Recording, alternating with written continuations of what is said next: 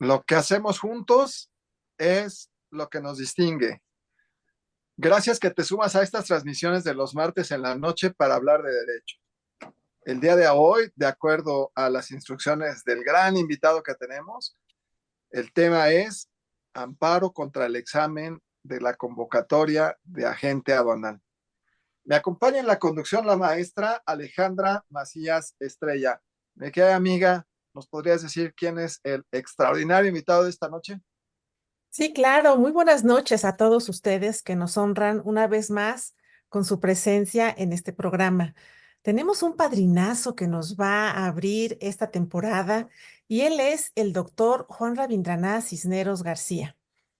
Él es rector del Centro Universitario de Estudios Jurídicos, es decir, es nuestro anfitrión. Él tan amablemente nos presta sus instalaciones, tanto físicas como de medios electrónicos, para que este y otros programas en el CUEC se puedan transmitir. Es licenciado y maestro en Derecho por la Facultad de Derecho de la UNAM. Es doctor en Derecho por el Instituto de Desarrollo Jurídico, profesor de la Facultad de Derecho de la UNAM y miembro del claustro de doctores de la misma facultad. Además, es miembro de la Academia Internacional de Clasificación Arancelaria, abogado litigante en materia aduanera por más de 30 años, autor de los libros Derecho Aduanero Mexicano, Procesos y Procedimientos Fiscales y Aduaneros, Manual Práctico de Amparo Indirecto contra el Embargo de Mercancías y coautor de los libros Derechos Humanos y Amparo en Materia Administrativa, Derecho Procesal Fiscal y Aduanero, entre muchos otros. Además, ha sido coordinador del libro TEMEC comentado y fue servidor público en la Administración General de Aduanas en 4 ocasiones.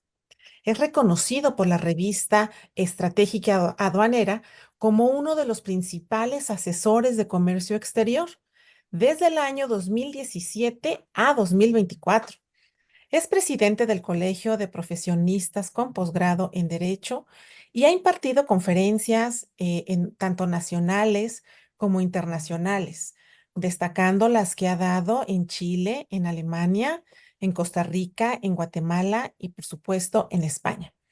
Querido doctor y amigo, bienvenido a tu programa Martes de Derecho y estamos engalanados porque eres nuestro padrino en esta nueva temporada. Me gustaría iniciar, eh, fíjate que nuestra gran parte de nuestra audiencia son estudiantes de derecho y entonces quisiera que tú nos platicaras qué es el agente aduanal, cuál es su importancia y cuántos años tienes sin salir la convocatoria para poder ser agente aduanal. Muy Gracias y bien. bienvenido. Muchas gracias, gracias Ale, de verdad, muchas gracias por la presentación. A mi querido amigo Vicente Solís. Vicente, muchas gracias. Aquí otra vez regresando al programa, ¿verdad?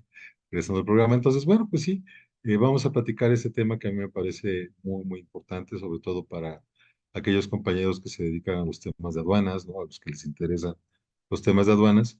Y bueno, fundamentalmente aquí hay un tema que yo creo que es de primer orden, ¿no? Eh, Tenemos a la figura del agente aduanal. El agente aduanal, por decirlo desde el año de 1918, pues es una persona física, ¿no? Que tiene una patente para poder llevar a cabo el despacho de las mercancías. Es, digamos, un gestor profesional de comercio exterior, pero para ello requiere tener una patente.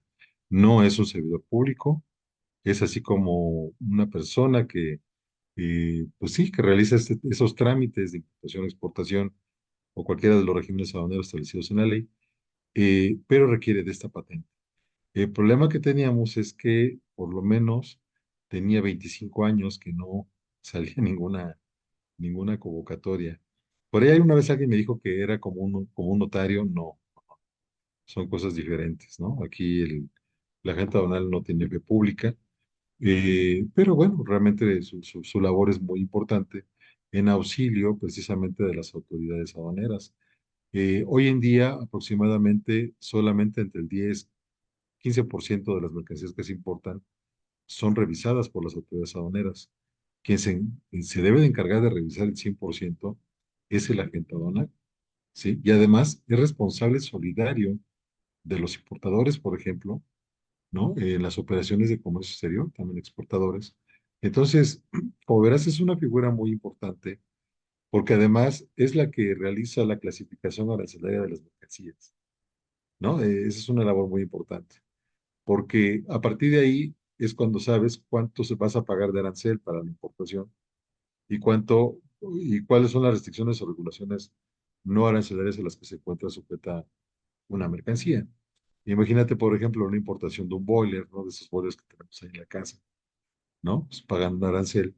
Si vienen de algún tratado de libre comercio, de algún país que tiene algún tratado con México, bueno, fundamentalmente va a tener pues ahorros, ¿no? En cuanto al tema del impuesto, a lo mejor incluso ni siquiera paga nada, pero ese aparato está regulado, tiene sus normas oficiales porque pues, puede explotar, ¿no? Puede incendiar la casa, entonces está sujeta a toda una serie de restricciones y regulaciones que de alguna manera garantizan que es un aparato seguro, ¿no? Y así prácticamente también todos los aparatos electrónicos, los alimentos, todo esto.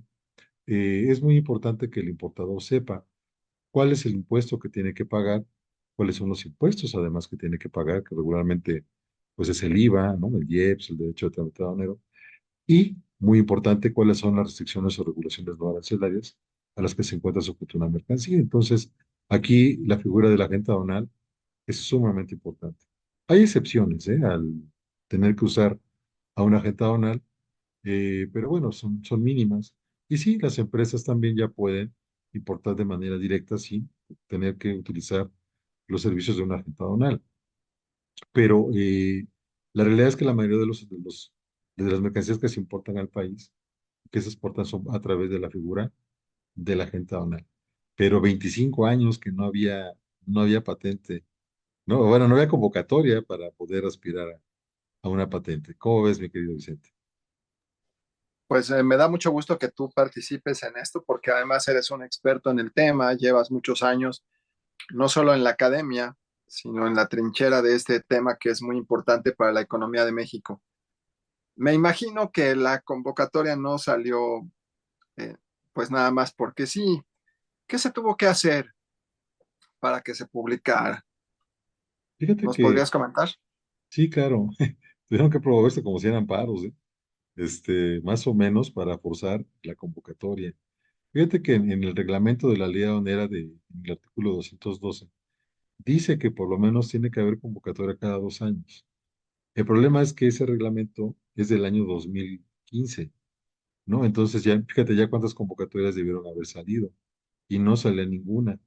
Entonces aquí hay un tema bien interesante porque por una parte, bueno, la mayoría de los amparos se ganaron, si no es que casi todos, pero hubo una que llamó mucho la atención, en donde el amparo estaba concedido en primera instancia, pero cuando llega al colegiado, el colegiado lo que hace es que dice que no, que a pesar de que en el reglamento está establecido, fíjate qué tema tan interesante, a pesar de que está un plazo establecido en el reglamento, que eso no vincula a la autoridad, porque el artículo 25 de la Constitución le da la Rectoría Económica del Estado y que entonces el reglamento no puede estar por encima de la Constitución y que entonces ellos pueden decidir cuándo es necesario, ¿no? Que haya una convocatoria, ¿no? Bueno, esa resolución del colegiado, de verdad, yo dije, bueno, quién sabe en qué planeta viven estas personas, ¿no?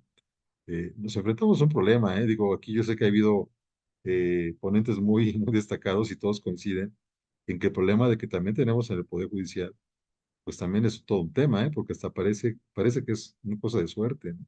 Que te caiga en un buen juzgado, que tu asunto caiga en un buen colegiado, porque este colegiado la verdad es que tiene un criterio muy extraño y la verdad es que ya afortunadamente hasta salió una tesis, ¿no? Ya forzamos que se apareciera una tesis que dice que no, que sí es una facultad reglada y que sí es obligatorio para la autoridad el emitir la convocatoria cada 2 años. Y algo también que quiero comentarles es que derivado del informe justificado que acaban de rendir en esta semana, fíjense, estamos a martes, ¿no? Lunes, acaba de rendir un informe la autoridad. En uno de los informes justificados dice, no, no, no, pues la persona que se espere, porque dentro del próximo año, en junio del próximo año, tiene que salir la segunda convocatoria, ¿no? O sea, ya lo está diciendo en el informe justificado. Quiero ver que así sea y que no haya necesidad de volver a promover tanto juicio de amparo, porque sí se promovieron amparos, pues prácticamente aquí en la Ciudad de México, ¿no? Porque la autoridad está aquí, pero hay amparos también de otros estados del país, ¿no? Entonces, fíjate que ha sido un gran aprendizaje, porque para empezar dices, bueno, ¿y cuál es el juzgado competente? ¿No? Eso está interesante, ¿no? O sea, ¿es juicio contencioso? ¿Es amparo en directo? Bueno, miren, yo creo que es un amparo en directo. Hubo quien lo planteó como juicio contencioso, pero yo creo que no, porque no hay una resolución, más bien hay una omisión de la autoridad de emitir la convocatoria y bueno, pues eso es materia del amparo, ¿no? Artículo 107, fracción 2, que dice que el amparo indirecto procede de contratos u omisiones, ¿no? Entonces, esa es una omisión, pues así fue como se presentaron los amparos. ¿Cómo ves, mi querido? Sí. Oye, qué complicado esta situación y qué importante para que todos los que nos escuchen sepan que cuando las cosas no salen como deben de ser, pues también para eso estamos los abogados, para agilizar estos procesos y para hacer que la maquinaria funcione. Y qué importante es tener este instrumento del amparo, por supuesto que nos sirva como auxilio para poder hacer pues que las autoridades realicen las funciones que deben de hacer. Si así de complicado fue que surgiera esta convocatoria, no quiero pensar cómo fue el registro a la misma. ¿Qué nos puedes contar en relación a esto? Fíjate que cuando salió la convocatoria, el 22 de junio, se publicó en el diario oficial, pues todo el mundo estaba feliz. Pero pasó algo que, bueno, no me pareció tan bueno, que nadie sabía cuándo iba a salir la convocatoria, todo se mantuvo mucho secreto. Y el día que sale la convocatoria, empieza el registro, cosa que me parece que no estuvo bien, porque hubiera dicho, bueno, pues a partir por lo menos de mañana, ¿no? O de Ujú. pasado mañana, pues para dar una oportunidad que la gente tuviera conocimiento de esta convocatoria y que se pudiera registrar. Y bueno, pasó de todo, ¿eh? Pasó de todo porque, por ejemplo, la plataforma se pudo uno escribir a partir casi de las 9:30 en adelante, ¿no?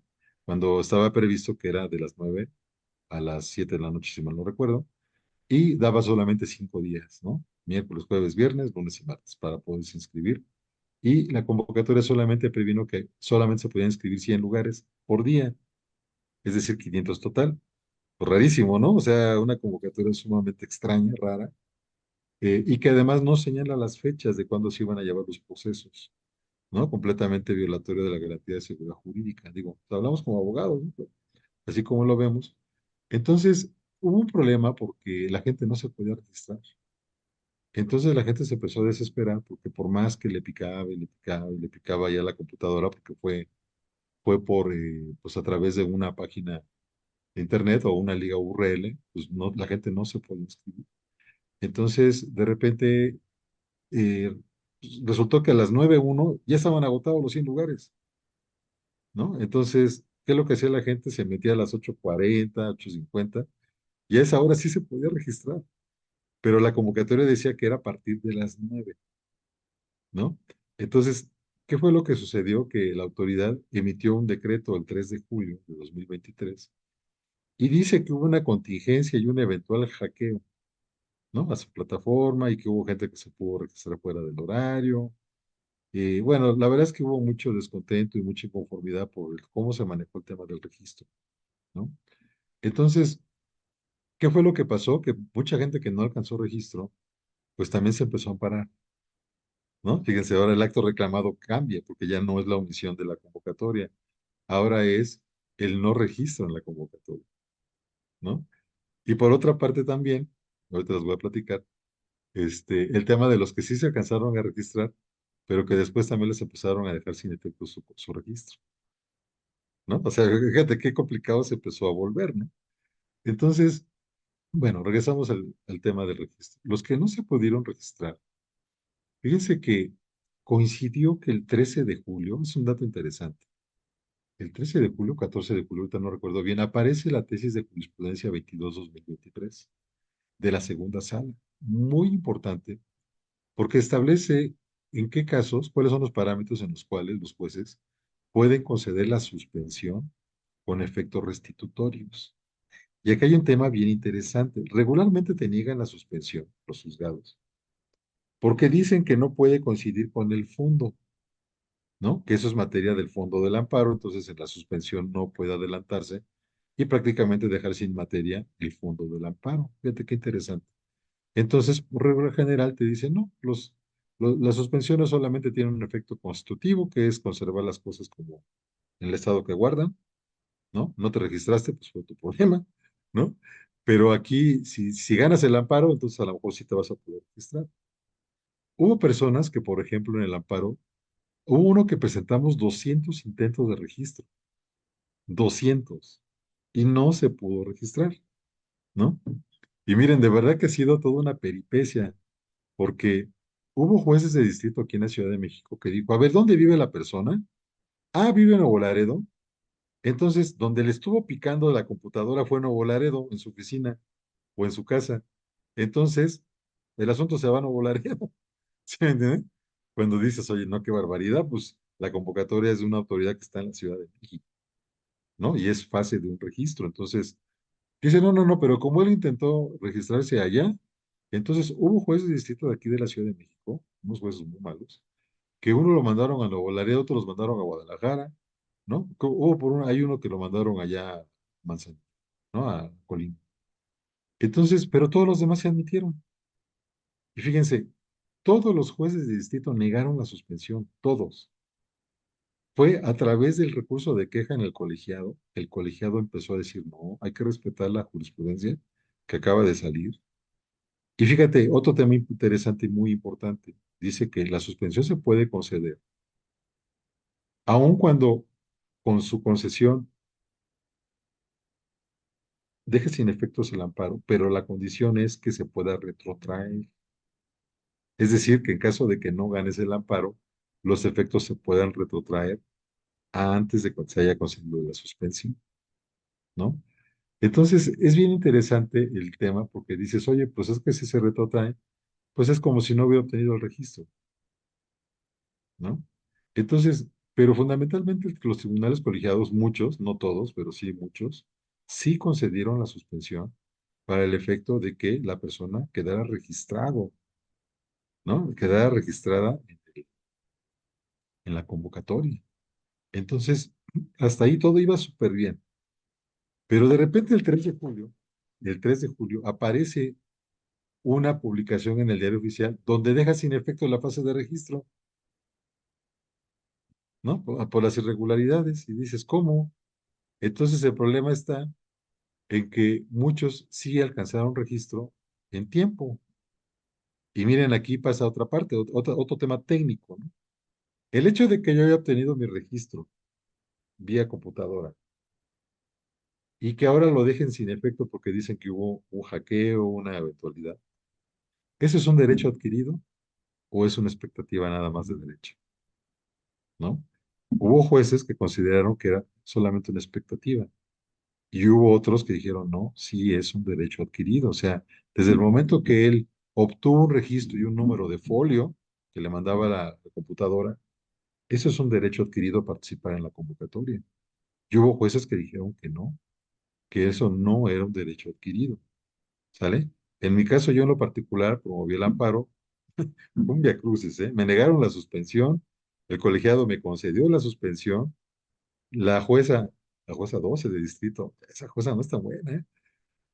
Niega la suspensión definitiva, a pesar de que el colegiado le había dicho, ya me la había concedido.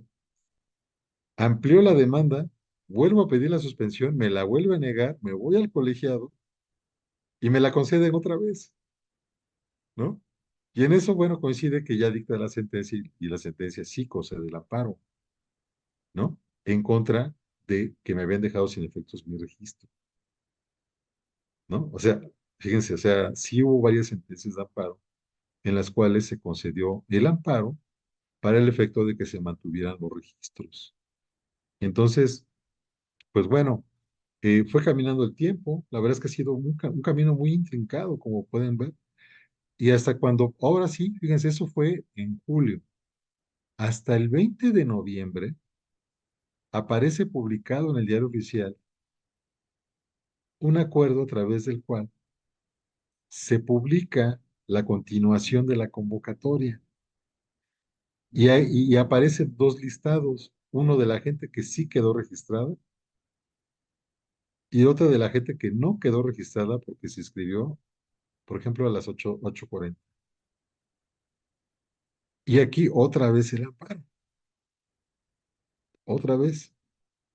Y aquí el tema es el siguiente, oye, si la persona se logró inscribir, a pesar de todo, pero sí se logró inscribir, aunque fuera antes del horario, pues si el sistema se lo permitió, pues es un problema del sistema, no del particular, ¿no? Que de a toda cosa trata de inscribirse, ¿no?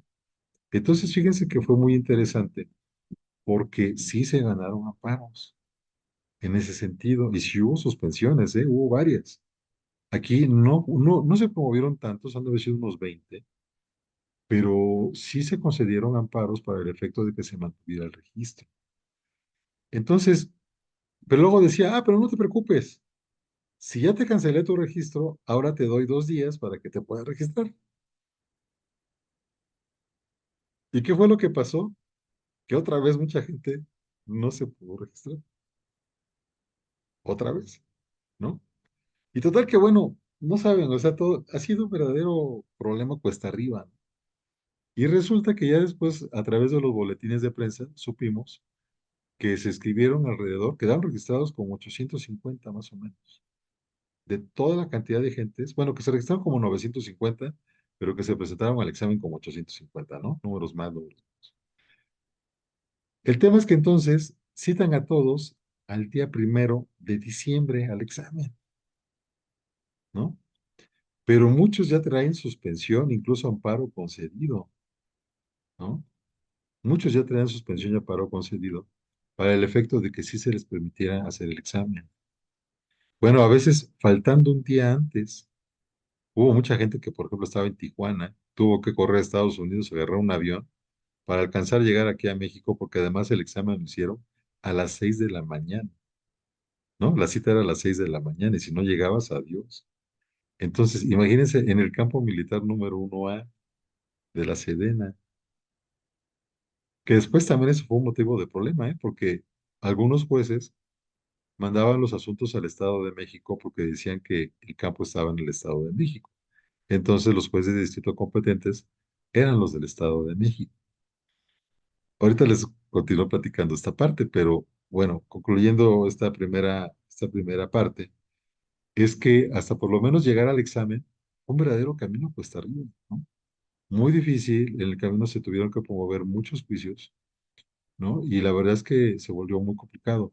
En materia aduanera tenemos el tema de que el artículo 203 de la ley establece que en contra de las resoluciones que dicten las autoridades aduaneras, hay que agotar los medios ordinarios de defensa. Se establece el recurso de revocación previsto en el Código Fiscal de la Federación o el juicio contencioso administrativo ante el Tribunal Federal de Justicia Administrativa, que bueno, tiene 3 salas especializadas, que por cierto van a desaparecer ahora en abril, ¿no? Bueno, pero el camino no era el juicio contencioso, era el amparo, ¿no? El problema es que de verdad hay veces que no sabes cuál es el medio que tienes que utilizar, ¿no? En la mañana dices es recurso, en la tarde dices es juicio, en la noche dices es amparo, y al otro día no sabes qué hacer, ¿no? No sabes qué hacer. En el camino, varios jueces de distrito desecharon las demandas, ¿eh? Desecharon las demandas, o sea, porque eran notoriamente improcedentes cuando, oigan, 91 juzgados, o sea, 91 amparos entraron sin tema y desecharon 5 demandas que porque eran notoriamente improcedentes. Y esos fueron 2 juzgados, ¿no? Y dices tú, bueno, pues esos juzgados, quién sabe en qué planeta vivan, pero por supuesto que eran procedentes los amparos. Entonces, tan es así que no solamente muchos juzgados concedieron la suspensión, también los colegiados, sino también concedieron hasta los amparos, ¿no? Entonces, ha sido un tema de donde el amparo, pues ahora sí que se ha utilizado de una manera pues, muy útil, pero pues claro, como todo les digo, pues tiene sus limitaciones, ¿no? Tiene sus limitaciones, entonces sí, híjole, el que cayera en un mal juzgado, pues bueno, ya sabíamos que lo iban a desechar. Y por más que se iba a hablar con los jueces, la verdad es que decían que no. A pesar de que en la demanda le ponías, oye, estos juzgados, todos estos han admitido, ¿no? Y no solamente han admitido, han concedido suspensiones, aún así las desechaban que por notoriamente procedentes, ¿no? A lo mejor con el ánimo de no querer trabajar, o no sé, pero bueno, la verdad es que sí hubo asuntos que desecharon Y pues bueno, se volvió un problema, pero llegamos al examen. Llegamos al examen y si quieres ahorita en la segunda parte platico qué fue lo que pasó a partir de que se aplicó ese examen. Porque el examen de conocimientos desafortunadamente no estaba, en mi manera de ver, no estaba con contexto, no era congruente con los temas establecidos en la convocatoria, ¿no? Ni con el conocimiento que debe de tener un agente aduanal en el despacho aduanero de mercancías. Muchas preguntas, por ejemplo, venían relacionadas con la Alianza del Pacífico, ¿no? Cuando ese tratado, pues yo la verdad es que nunca he visto un pedimento, ¿no? Digo, claro que se ha de haber, pero es lo menos. El tratado más importante, pues evidentemente es ahorita el TEMEC, ¿no? Y el tratado que tenemos con el Telecuem, ¿no? Con la Unión Europea. Entonces, pero prácticamente la mayoría de las preguntas, si no es que más de 20, se referían a la Alianza del Pacífico, ¿no? Incluso aquí, sí, acabamos, el doctor Héctor Díaz está haciendo un curso, a ver si luego le invita para que platique un poquito del tema de la Alianza del Pacífico, porque hasta le íbamos a poner ahí en la publicidad para que no te vuelvan a reprobar, ¿no? Pero dijimos, no, va a ser grosero eso. Pero sí, ahorita yo le encargué al doctor Héctor Díaz que nos ayudara a dar este curso de la Alianza del Pacífico, ¿no? Que lo estamos dando actualmente, para evitar ese tema, porque no vaya a ser que vuelvan a aplicar el examen y sea otra vez con la Alianza del Pacífico. Pero las preguntas, insisto, no estaban relacionadas con los temas que son importantes para la materia de aduanas, ¿no? Entonces, eso fue lo que sucedió cuando salimos del examen.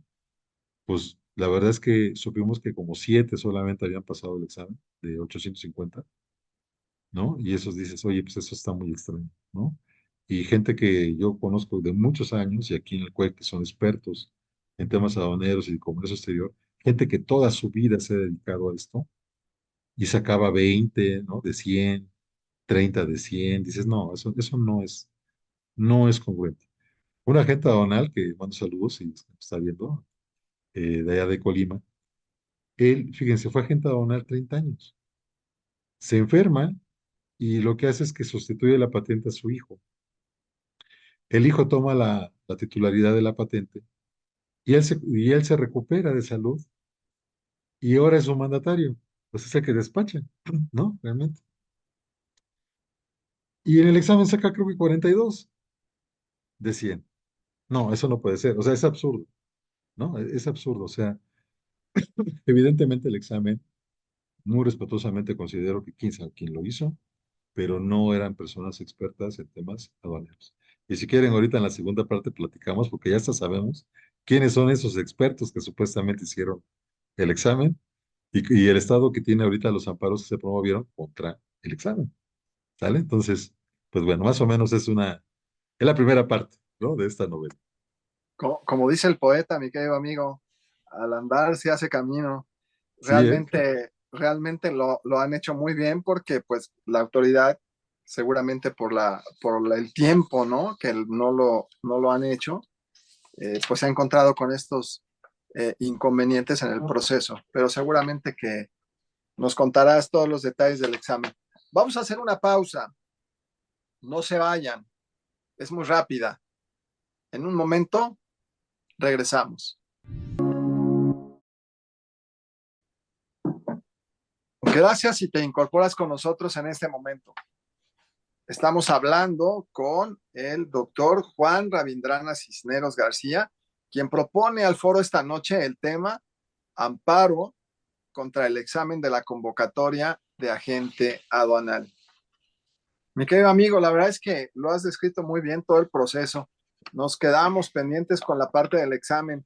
¿Nos podrías comentar cuándo fue este examen de conocimientos y qué pasó? Sí, como les comentaba, fue el 1 de diciembre. Fue el 1 de diciembre. Fíjate que fue un tema, pues yo ya estaba muy contento porque dije, ay, mira, pues ya por lo menos aquí hay mucha gente. Pues sí, yo dije, han de ser como unos 1000, ¿no? Pero bueno, resultó que eran 850. Este, entonces, hubo tres, nos pasaron en 3 bloques, había muchísimas computadoras. La verdad es que ahí sí la logística que aplicó la Sedena fue muy buena. Fue muy bueno porque ellos fueron los que aplicaron el examen realmente. Y los reactivos, pues quién sabe quién los hizo. Yo creo que también los hizo la Sedena y sí, no, no estoy conforme, ¿no? Por la manera en cómo se hicieron. Pero ¿Qué sucedió? Que como les comentaba, el examen pues no guardó las proporciones que hablaba la convocatoria, no te dejaron meter libros, leyes, nada. Entonces pretendían que te aprendieras de memoria prácticamente pues, toda la ley de los impuestos generales de importación y exportación, pues absurdo, las reglas generales de comercio, o sea, la verdad es que no hay nadie que las conozca, ni siquiera en la propia NAM, ¿no? Bueno, hay nadie que las conozca todas. O sea, realmente es muy difícil y además no es funcional. Además que también las están cambia, entonces, pues realmente me pareció que ese examen no fue un examen correcto, ¿no? Que haya sido constitucional. Entonces, eh, fíjate que yo cuando empecé a ver las preguntas y la manera en cómo fueron elaboradas, pues yo dije, no, pues ya valió, ¿no? Ya valió. A mí me tocó hacer el examen y cuando termino, apareció en la computadora apareció tu resultado, ¿no? Entonces yo saqué 64. Y yo dije, no, ya valió porque la calificación mínima era 85. Eh, Como les digo, extraoficialmente se supo que habían pasado nada más 7 personas, que además nadie conoce. ¿Y qué fue lo que sucedió a continuación? Bueno, eh, hubo cierta inconformidad, ¿no? Las personas, me acuerdo que me estaban esperando allá afuera. Les digo, miren, no sean malitos, déjenme dormir porque no hemos dormido 3 días, ¿no? Para prepararnos para el examen. Eh, no, pero cuando desperté tenía, no sé, 200 mensajes ahí en el chat, ¿no? Entonces, ¿qué hacemos? ¿Qué va a hacer? Y bueno, como tú sabes, nosotros tenemos el Colegio Nacional de Profesionistas, ¿no? Formamos parte de ello. Entonces, ahí están agrupados todos los que tienen maestría y doctorado. Y muchos de ellos, evidentemente, pues participaron en el examen. Entonces, no es posible que gente que tenga maestría y doctorado y que además de ello se dedique pues, durante muchos años a la operación aduanera, en una agencia aduanal, en cualquier parte, ¿no? O sea, de donde se llevan a cabo el despacho aduanero, hayan sacado calificaciones tan bajas, ¿no? Entonces, fíjense, yo lo que les digo, bueno, pues aquí lo que procede, si hay inconformidad con el examen, pues es un amparo directo, ¿no? No considero que sea un juicio contencioso, porque pues no, eso no es, yo creo que no es materia de juicio, entonces le digo, es un amparo en directo. ¿Qué pasó? Que bueno, la verdad es que la gente sí estaba muy molesta, otra mucho más deprimida, ¿no? Por el tema de decir, no, pues es que cómo voy a replantear mi vida, pues es que yo soy muy preparado, toda mi vida me he dedicado a esto y no pasé el examen. Entonces, la verdad es que la gente estaba muy abatida por ese tema. Y bueno, lo que se planteó hacia adentro del colegio fue presentar una carta, ¿no? Fue presentar una carta y bueno, por ahí un tema de redes sociales. Este, ¿Y qué fue lo que sucedió? Que afortunadamente, fíjense, eso fue el lunes, se publicó también nuevo una publicación en el periódico el lunes. El martes lo discutieron y el miércoles apareció en el diario oficial, que fue el 6 sí, fue 6 de diciembre de 2023, aparece un acuerdo en el cual bajan la calificación a 6, ¿no? Y entonces ya con eso alcanzan a pasar un poquito más de 150, creo que 158, ¿no? Y todos los demás que sacaron menos de ese, híjole, hubo mucha gente que quedó en 59, ¿no? Imagínate el trauma, ¿no? 59 y 58. Dices, no puede ser, ¿no? O sea, y bueno, la cuestión es que yo les digo, bueno, miren, vamos a hacer algo. Lo que pasa es que, miren, en parte a veces le doy la razón al presidente, porque la verdad es que luego nuestro poder judicial no es el mejor que pudiéramos tener, ¿no? Y la verdad, como les digo, muchas veces sí los asuntos son de suerte, de que no te caigan, claro que será una buena demanda, ¿no? Pero de que no te caiga en un mal juzgado. Eh, Tenemos el antecedente de todos los amparos que se ganaron, son muchísimos, son fácil como 200. Entonces, ahora viene la propuesta de hacer el amparo en contra del examen. Pero cuando vas a la jurisprudencia, por ejemplo, del Tribunal Federal de Justicia, dice, hay una tesis por ahí, que dice que no es materia de juicio contencioso, que porque no es una resolución definitiva. ¿Cómo no va a ser una resolución definitiva si da por terminado?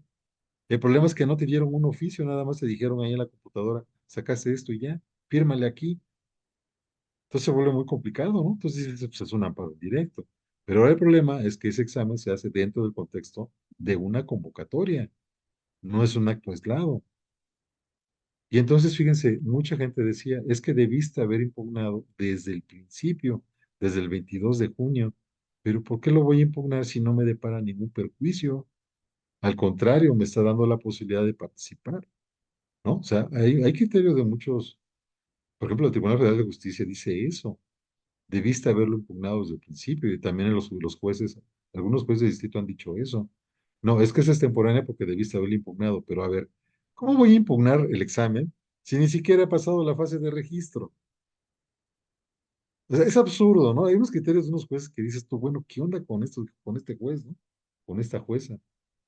Eh, de verdad, cosas muy absurdas, cuando los demás sí admitieron. Pero luego, fíjate, eso fue el 1 de diciembre, se nos agotaba el plazo por ahí del 22 de diciembre por los 15 días hábiles. Pero luego, ¿qué crees? Este año, mi querida Ale, mi querido Vicente, este año 2023, la mitad de los juzgados se fueron de vacaciones, cosa que no pasaban, pues no, nunca. Y entonces, para no admitir y no tener que estar viendo los asuntos, muchos previnieron por cualquier cosa, ¿no? Por ejemplo, diciendo, se te previene para que digas cuánto sacaste, cuánto sacó en el examen. Oye, te lo puse ahí 4 veces que sacó, por ejemplo, ¿no? 58. No, te prevengo para que me digas, ah, pero ¿qué crees? No puedes desahogar la prevención porque ya me fui de vacaciones. Entonces ahora la vas a poder desahogar hasta enero. Y luego la otra mitad, que si estuvo en diciembre, se iba de vacaciones en enero y regresaba hasta por ahí del 16, 17, 18, ¿no? De enero. Entonces fue un verdadero problema, de verdad, de denegación de justicia, ¿eh? Por parte de los juzgados de distrito. Eso no estuvo bien, no estuvo bien. Muchos asuntos se quedaron ahí en el limbo cuando supuestamente el amparo pues tiene que ser rápido, expedito, pero ni siquiera le entraban al tema de la suspensión porque todos previnieron. Entonces, fíjate, aquí sí quiero hacer una acotación, amigo. Qué bueno, me ayudaron dos profesores de aquí. Bueno, la maestra Fabiola, tomaron la maestría de Derecho Constitucional. Entonces, eso a mí me sirvió mucho porque ya no había que explicarles mucho, ¿ves? Ya no había que explicarles tanto porque sí le entendían. Entonces, incluso me ayudaron a desahogar muchas prevenciones. Eso es lo valioso de tener una maestría especializante, ¿no? Ahí sí hago un comercial, porque la verdad yo sí creo que la gente que toma aquí la maestría en constitucional sí toma un valor muy importante, un conocimiento muy importante, ¿no? Y esto ha servido. Pero fíjate que muchos sí admitieron ya las demandas, a pesar de todas las prevenciones. Estamos hablando de que yo creo que vivos se van a dar como unas 91 demandas, vivas, ¿no? Y desecharon como unas 10, ¿no? Muchos de ellos que porque no se agotó el principio de definitividad, es decir, que no promoviste el juicio contencioso. Pues si no procede, ¿no? Bueno, hubo uno que dijeron, no, tienes que haber agotado el juicio. Dije, ah, bueno, vamos a esperarnos al juicio, a ver si es cierto, ¿no? Entonces promovemos el juicio contencioso y la sala especializada, que no está tan especializada, desecha el juicio. O sea, el juez de distrito dice que no procede el amparo y luego la sala dice que no procede el juicio contencioso. Entonces ya te quedaste así sin nada, ¿no? Te quedaste sin nada porque dices entonces, ni procedió el amparo, ni procedió el juicio contencioso. Fíjate, qué difícil, ¿no? Qué difícil el tema de la justicia en nuestro país. Es que de verdad sí es de criticarse, ¿no? O sea, digo, tiene uno el panorama porque son muchos juicios, pero cuando es uno solo, o dos o poquitos, pues no tienes ese panorama, pero cuando son muchos, te das cuenta que hay jueces que tienen unos criterios muy extraños, ¿no? Y la sala especializada que no quiere recibir ese tipo de juicios, ¿no? A pesar de que el juez ya dijo, ¿no? Tienes que agotar el medio ordinario de defensa, ¿no? Tienes que agotar el juicio contencioso. Pues ni aún con ese acuerdo admitieron las demandas, ¿no? Entonces, ¿en qué estatus estamos ahorita? Mira, de los amparos que entraron bien, la autoridad se ha vuelto muy marrullera, muy chicanera, man. Promueve recursos de queja, pide que le den una prórroga de 10 días para rendir el informe, un informe tan fácil como decir si es cierto o no es cierto el acto. Bueno, estuvieron pidiendo prórrogas y luego empezaron a decir, ah, no, yo ese no lo recibo porque sucede que hubo un comunicado de prensa que dice que hubo 10 expertos y 6 psicólogos, algo así, pedagogos que diseñaron el examen. Y como no ponían los nombres de las personas porque no se publicaron, pues estaban previene y previene, ¿no? Que quiénes eran, pues yo qué voy a saber, pues no se publicaron. Pero dicen que el que hizo el examen fueron esos 16 expertos. Bueno, pues ya por fin un juez requirió a la autoridad para que se precisaran quiénes eran esos expertos. Y bueno, la verdad es que pusieron a la nómina de la Administración de Agencias Aduanales, ¿no? De lo que es la Dirección de Agencias Aduanales, que la verdad dudo mucho que lo hayan hecho ellos, pero bueno, pues eso fue lo que dijo la autoridad. Y ahora viene el tema de que les están pidiendo el examen para poder analizar si efectivamente lo que estamos nosotros diciendo. Y por ahí se ofreció una pericial, fíjense, en materia de comercio exterior, para que se viera si las preguntas que se hicieron en el examen tienen relación o no con la actividad de la Junta Aduanal y con la convocatoria. Algunos jueces desecharon esa prueba cuando era completamente conducente, otros me la admitieron, ¿no? Pero ahorita estamos me preguntan muchos, bueno, ¿en qué momento estamos? Estamos en el momento que la autoridad ya rindió sus informes. Claro, ¿qué tiene que decir? Que el examen fue maravilloso, que todo estuvo bien, que la persona no se preparó debidamente, ¿no? Pero aquí hay otro elemento también muy importante. La convocatoria solamente te daba opción de hacer un examen. Y si no lo pasabas, ahí se quedaba. Pero sucede que hay otra manera de hacer agente aduanal, que es a través de la figura del agente aduanal sustituto, que es cuando el agente aduanal se retira, ¿no? Fallece o tiene incapacidad. Hay una persona que, en el caso de la agencia aduanal se pueden designar hasta dos, pero esas personas tienen la oportunidad de hacer dos exámenes, y acá nada más una, cuando el objetivo es el mismo, obtener la patente. Entonces, dentro del amparo también se está diciendo, oye, ¿y por qué aquí nada más uno y allá son dos? ¿No? Pues es un tema de privilegio, ¿no? Entonces, y además, pues es un trato desigual en situaciones idénticas, que es obtener la patente. Entonces, por eso también se ataca la convocatoria, porque tiene ese inconveniente. Pero además ellos pueden acreditar el examen con un certificado de conocer, ¿no? De este Consejo Nacional de Certificación Profesional, pues con ese ya ni haces examen, nada más lo presentes y ya pasaste. Tienen esa ventaja, o sea, hay un trato diferenciado, ¿no? Completamente. Entonces, eso también se está impugnando en el tema del amparo. Y otro tema también interesante, ¿por qué 85 sobre 100 para acreditarlo? La ley no dice eso, el reglamento de la ley no dice eso, es un capricho, ¿no? 85 sobre 100 cuando en todo el mundo 6 es suficiente, ¿no? Es aprobatorio. De panzazo, pero es aprobatorio, ¿no?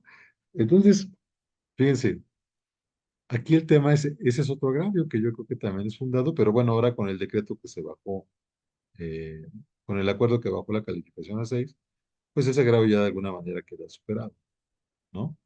Pero entonces ahora viene el tema de la suspensión, ¿no? ¿Y para qué efecto puedes pedir la suspensión? Pues para el efecto de que le vuelvan a aplicar el examen o una segunda vuelta, tal, en igualdad de circunstancias. Pero aquí sí todos los juzgados y todos los colegiados dijeron, no, eso sí es materia del fondo. Eso sí es materia del fondo. Hay que esperarse a que los jueces empiezan a resolver los amparos.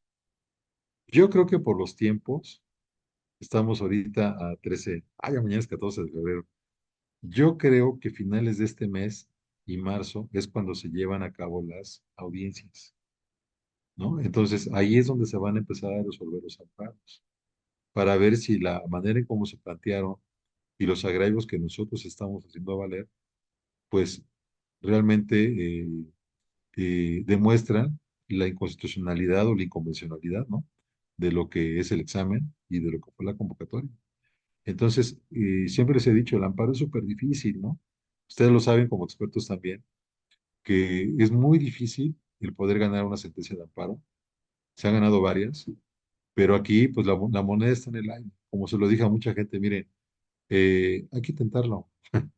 Hay que intentarlo porque además, pues no hay otra cosa que hacer, ¿no? Si esos amparos se llegan a perder, bueno, pues también va a ser un precedente en adelante, pero sí saber que Por ejemplo, si sale la convocatoria que el año que viene, porque dice que cada 2 años, y aparece en la misma forma, pues ya tienes el camino. Desde un principio hay que impugnarlo, ¿no? Para evitar cualquier tipo de sobreseimiento. Pero eso va a entorpecer mucho el tema de los trámites y es lo que no se quiere. Yo creo que aquí lo más saludable para la autoridad y la manera en cómo lo puede sacar adelante es que le conceda una segunda vuelta, ¿no? Por decirlo, una segunda examen a los aspirantes que no acreditaron, que no alcanzaron el 6, para que en igualdad de circunstancias con los otros de los sustitutos, pues puedan pasar o no al examen, ¿no? Que se preparen mejor sobre temas que ya saben más o menos de qué viene y pues bueno, que se puedan presentar porque además hay una reflexión muy importante. Ok, son 158 los de ahorita. No por eso ya se convierten en automático en agentes aduanales. Ahora viene el examen del polígrafo, ¿no? Y aquí hay otro cuestionamiento. ¿Quién dice quién pasa y quién no pasa en un examen de polígrafo? ¿Qué tan científico y confiable es un polígrafo? ¿No? Porque además yo siempre he visto que el resultado es recomendable o no recomendable. ¿Recomendable para qué? Recomendable para qué no. En Estados Unidos a los agentes aduanales no les aplican el polígrafo. Y en Estados Unidos hay por lo menos 14.500 agentes aduanales. 14.500. Y aquí apenas son 816. Antes del Telecán eran cerca de 1.200, pero se han venido muriendo, ¿no? O los han venido cancelando, se han venido perdiendo sus patentes. Oigan, pues si hay, por ejemplo, una diferencia de más o menos 400, pues por lo menos que den esos 400. Pero a partir del Telecán, que ahorita estamos cumpliendo 30 años, ¿no? 30 años de libre comercio con Estados Unidos y Canadá, porque eso fue en 1994. El comercio exterior de nuestro país ha crecido 800%. Nuestro país depende mucho del comercio exterior, ¿verdad? Con Estados Unidos y con Canadá. Entonces, ¿por qué no ha subido el número de agentes aduanales? ¿No? O sea, por lo menos, yo creo que por lo menos tendría que haber 1.000 nuevos, ¿no? Por lo menos, ¿no? Y la verdad es que, pues así como van las cosas, quién sabe, ¿no? Entonces, todavía hay que ir al examen de polígrafo y hay que ir al examen psicológico, ¿no? Para ver si no estás loco. Este, pero entonces, solamente si ya logras acreditar estos exámenes, es cuando ahora sí ya puedes obtener la patente de agente aduanal. Pero todavía está, fíjense, ya para terminar esta parte, el problema es que ahora los que ya hemos sido citados al examen del polígrafo, se dejó sin efectos otra vez y se modificaron los formularios, pero la información que te están pidiendo para hacer el examen, por lo menos el estudio socioeconómico, que no viene en la ley, ¿no? Es un tema ahí, te están tratando como si fueras un servidor público. Este tema del examen que se tiene que hacer el polígrafo, pues la verdad es que está muy, muy excesivo, ¿no? La información que te piden es muy sensible, porque te piden tus estados de cuenta de banco, ¿no? Cuánto ganas, qué te gastas tu dinero, cuántos focos tiene tu casa, ¿no? O sea, cuántos cuartos tienes, o sea, es una cosa excesiva, ¿no? Excesiva que también dices, bueno, pues contra todo eso, pues por supuesto, que en caso de que una persona no logre acreditar ese examen, híjole, yo creo que tiene todos los elementos para ganar un amparo directo, todos los elementos, ¿no? Pero bueno, siempre hay que cuidar los plazos, ¿no? Solamente hay 15 días hábiles.